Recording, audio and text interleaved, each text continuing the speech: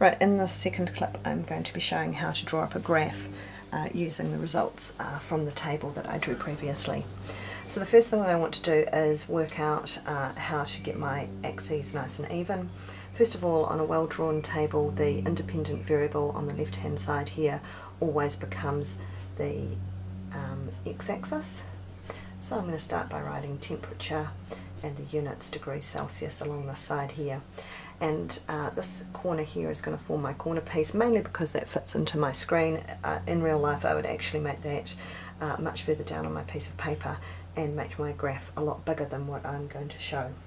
So the first thing is I need to look at what my biggest temperature is. In this case it is 30 degrees, and I need to work some even spaces along this x-axis in order to fit the 30 degrees in. And you'll notice that I am going to put some lines right into the corners here of the lines on the graph paper, and I'm drawing my x-axis on the line, not over the line, not under the line, something that infuriates science teachers, and I'm going to be putting on the y-axis going up the side here, again right onto the line there, the numbers from the results. So I'm not going to be putting the different trials on. The only thing I'm going to be graphing here is the averages from the averages column, and my biggest number that I can see there is 9. So up the y-axis here I need to be putting even spaced numbers up to 9, 0 being the corner here. So I could go 5, 10, alright, but that would make for a very small graph.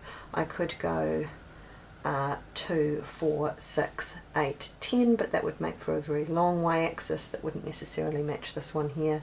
So what I've decided to do is go 2, 4, 6, 8, 10. And that will be approximately the same size in either direction.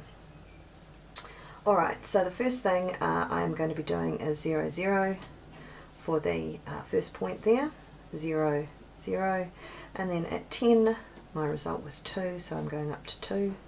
20 degrees, it's all the way up to 9, which is here, and 30 degrees I'm back down to 5, which is here. So you can see that I do not have a linear best fit here. I have an odd kind of bell shape that I'm going to be making. You can see that I have used big X's to make them nice and bold, exactly where those points are going to be. I don't like it when students draw circles for science, because that means my point's not as exact. Some teachers prefer a circle with a dot in the centre. My preference is a small cross, maybe not so large as mine. So what I'm going to be doing here, instead of joining the points, I'm going to be doing a line of best fit, and I do that freehand. I'm coming up and I'm coming back down. I don't need to join the points exactly, I can slightly miss them as long as I'm missing them evenly all the way around.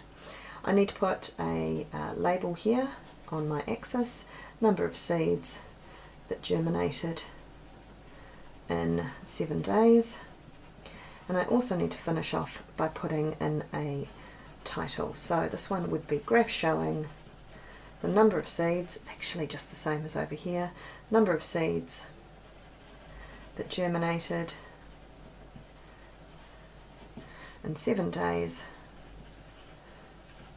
at temperatures from 0 to 30 degrees Celsius. Last thing here, I'm not showing a linear relationship, this is a non-linear relationship. My optimum temperature here is at 20 degrees. Optimum temperature, that means it's the best temperature to grow these particular seeds at, and at 30 degrees it's actually slightly too warm for them. Perhaps that was because they dried out. You'd have to form some answers for that in your discussion. I hope that helps in how to draw a graph.